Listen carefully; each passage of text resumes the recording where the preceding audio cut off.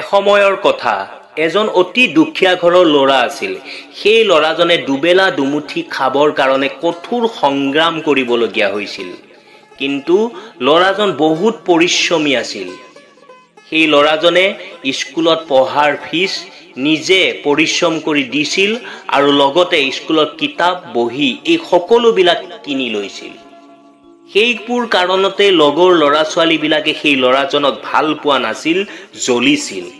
সেয়ে লগৰ ল'ৰা ছোৱালীবিলাকে এদিন কি কৰিলে, সেই ল'ৰাজনক মিছা অভিযোগেৰে অভিযুক্ত কৰিবৰ কাৰণে প্ৰিন্সিপাল ছাৰৰ ৰুমলৈ গৈ ক'লে, ছাৰ, এই ল'ৰাজনে চুৰ কৰে, চুৰ কৰি স্কুলৰ ফিজ দিয়ে আৰু নিজৰ কিতাপ বহি কিনি লৈছে। আপুনি তাক শাস্তি দিয়ক ছাৰ। তেতিয়া প্ৰিন্সিপাল ছাৰে সেই ল'ৰাজনক মাতি আনিলে। মাতি আনি সুধিলে, এই ল'ৰা ছোৱালীবিলাকে তোমাৰ বিষয়ে যিটো অভিযোগ কৰিছে সেইটো সঁচানে? তেতিয়া সেই ল'ৰাজনে ক'লে যে মই বহুত দুখীয়া ঘৰৰ ল'ৰা ছাৰ, কিন্তু মই আজিলৈকে চুৰ কৰি পোৱা নাই। প্ৰিন্সিপাল ছাৰেও সেই ল'ৰাটোৰ কথা বিশ্বাস কৰিলে আৰু যাবলৈ দিলে। তাৰ পিছদিনা ল'ৰা ছোৱালীবিলাকে পুনৰ প্ৰিন্সিপাল ছাৰক ক'লে যে ঠিক আছে, সি বাৰু চুৰ কৰা নাই, তেনেহ'লে আপুনি এটা কথা অনুসন্ধান কৰিব যে সেই ল'ৰাজনে স্কুলৰ ফিজ আৰু কিতাপ পত্ৰ কিনিবৰ কাৰণে টকাবোৰ ক'ৰ পৰা পাইছে। প্ৰিন্সিপাল ছাৰে সেই ল'ৰাটোক অনুসন্ধান কৰি গম পালে যে সেই ল'ৰাজনে স্কুল ছুটিৰ পিছত এখন বাগানত গৈ মালিৰ কাম কৰে আৰু এনে কাম কৰি যি পইচা পায় সেই পইচাৰে স্কুলৰ ফিজ দিয়ে আৰু কিতাপ পত্ৰবিলাক কিনি লয়। পিছদিনা প্ৰিন্সিপাল ছাৰে সেই ল'ৰাজনক আৰু তাৰ লগৰ ল'ৰা ছোৱালীবিলাকক তেখেতৰ ৰুমলৈ মাতিলে।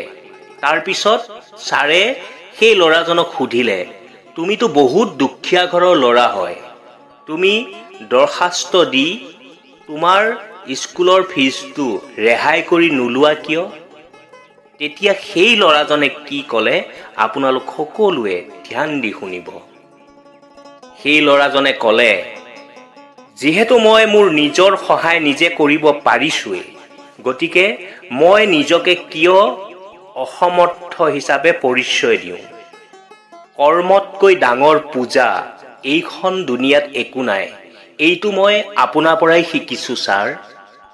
প্ৰিন্সিপাল ছাৰে ল'ৰাজনৰ মুখৰ পৰা এনেকুৱা কথা শুনাৰ পিছত নিজকে তেওঁ গৰ্ববোধ কৰিলে। আৰু বাকী ল'ৰা ছোৱালীবোৰ যিবিলাকে সেই ল'ৰাজনক মিছা অভিযোগেৰে অভিযুক্ত কৰিব বিচাৰিছিল, তেওঁলোকেও নিজৰ ভুলটো বুজি পালে আৰু তেওঁলোকে পস্তাবলৈ ধৰিলে, অনুশোচনাত ভুগিলে। তাৰপিছত সেই ল'ৰা ছোৱালীবিলাকে সেই ল'ৰাজনৰ ওচৰত ক্ষমা মাগিলে। এটা সৰু আৰু সুন্দৰ কাহিনী।